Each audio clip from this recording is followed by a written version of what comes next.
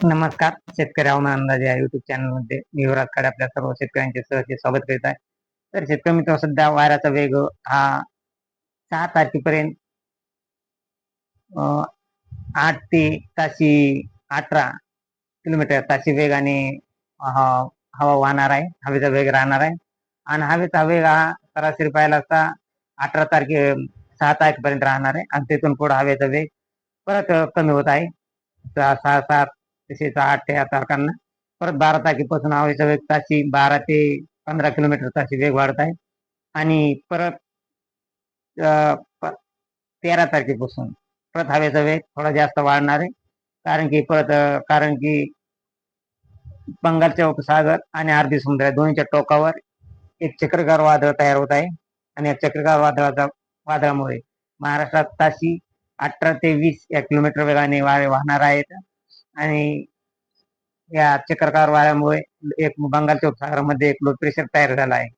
तो 14 तारखेलाच बंगालचा उपसागर आणि अरबी समुद्राच्या टोकावर तयार होत आहे आणि तो 15 तारखेला अरबी समुद्रामध्ये येत आहे, दाखल होत आहे आणि तो अरबी समुद्रामध्ये दाखल झाल्यानंतर ताशी 17 ते 20 किलोमीटर ताशी वेगाने महाराष्ट्रात वारे वाहणार आहेत आणि अरबी समुद्रात देखील ताशी 35 ते 30 किलोमीटर वेगाने ताशी हे वारे वाहणार आहेत.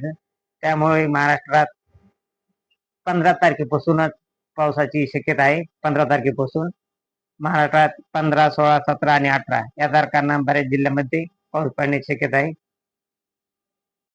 तरी शेतकरी मित्र, तसेच तोपर्यंत टेम्परेचर मध्ये वाढी 16 तारखेपर्यंत सध्या तरी 16 तारखेपर्यंत हे टेम्परेचर मध्ये वाढी 40 ते 41 अंश सेल्सिअस तापमान राहणार आहे. मराठवाड्यामध्ये 41 अंश सेल्सिअस तापमान राहणार आहे. तसेच मालेगाव, जळगाव, खामगाव या भागामध्ये 16 मेला टेम्परेचर प्रमाण जास्त होत आहे. कारण की शेतकरी मित्र, 16 मेला जळगाव, खामगाव या भागामध्ये 45 अंश 44 अंश असे टेम्परेचर राहणार आहे. तसेच मालेगाव, नंदुरबार या भागामध्ये टेम्परेचरचा पारा खूप राहणार आहे. तसेच मराठवाड्यामध्ये देखील 41 ते 42 अंश टेम्परेचर राहणार आहे. तसेच अमरावती, नागपूर या भागामध्ये 40 ते 41 अंश टेम्परेचर राहणार आहे. परंतु अमरावती, खामगाव, जळगाव या भागामध्ये तसेच मालेगाव या भागामध्ये टेम्परेचर 45 अंशच्या पुढे ढकलण्याची शक्यता आहे. आणि टेम्परेचर जवळजवळ सध्या तरी तशी पाहायला असता 17 मे पर्यंत 42 अंश ते 43 अंश राहणार आहे. परंतु 16 तारखेला टेम्परेचर हे भयानक राहणार आहे. मालेगाव, जळगाव, खामगाव तसेच अमरावती या भागामध्ये आणि इतर जिल्ह्यामध्ये पाहिला असता बीड असेल, बीड, लातूर, बार्शी, अहिल्यानगर या भागामध्ये टेम्परेचरचे प्रमाण थोडे 17 तारखेला कमी होत आहे. 17, 18 आणि 16 तारखेला थोडे टेम्परेचरचे प्रमाण कमी राहणार आहे. तर शेतकरी मित्र, जे 8 आणि 9 तारखेला पावसाचे प्रमाण मराठवाड्यामध्ये आणि काही विदर्भ साईड दाखवले होते, ते प्रमाण थोडं कमी झाले आहे. ते फक्त सातारा, कोल्हापूर, मुंबई या किनारपट्टीला थोडेफार पावसाचे प्रमाण आहे. हे पावसाचे प्रमाण 9 तारखेला देखील सातारा, कोल्हापूर या भागामध्येच राहणार आहे आणि तसेच तिथं पाहिला असता भंडारा, नागपूर या भागामध्ये 9 तारखेला राहण्याची शक्यता आहे. तसेच 10 तारखेला देखील परत शेतकरी मित्र वातावरण हे कोरडेच राहणार आहे. टेम्परेचर मध्ये भयानक सध्या 16 मे पर्यंत वाढ राहणार आहे आणि जो चक्रकार वाऱ्याचा दाब तयार झालाय, चक्रकार लो प्रेशर एक चक्रकार दाब तयार झालाय, एक लो प्रेशर तयार झालेला आहे. तो 14 तारखेपासून तयार होत आहे आणि यामुळे महाराष्ट्रात पावसाची शक्यता आहे.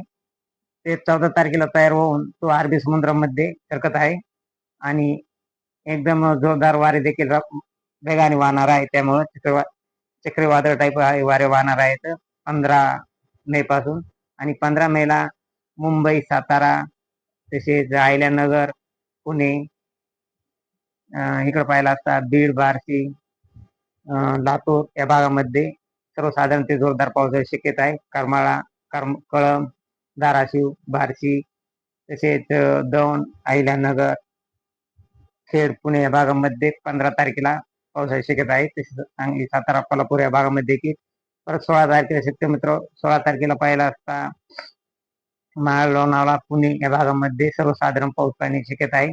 तसेच अहिल्यानगर, जामखेड, बीड या भागामध्ये देखील 16 तारखेला नॉर्मल पावसाचा शिरकाव होण्याची शक्यता आहे. आणि परत हा पाऊस 17 तारखेला एकदम चक्रीवादळाचा प्रभाव हा जास्त 17 तारखेला जाणवण्याची शक्यता आहे. 17 तारखेला पहिला असता कोल्हापूर, तसेच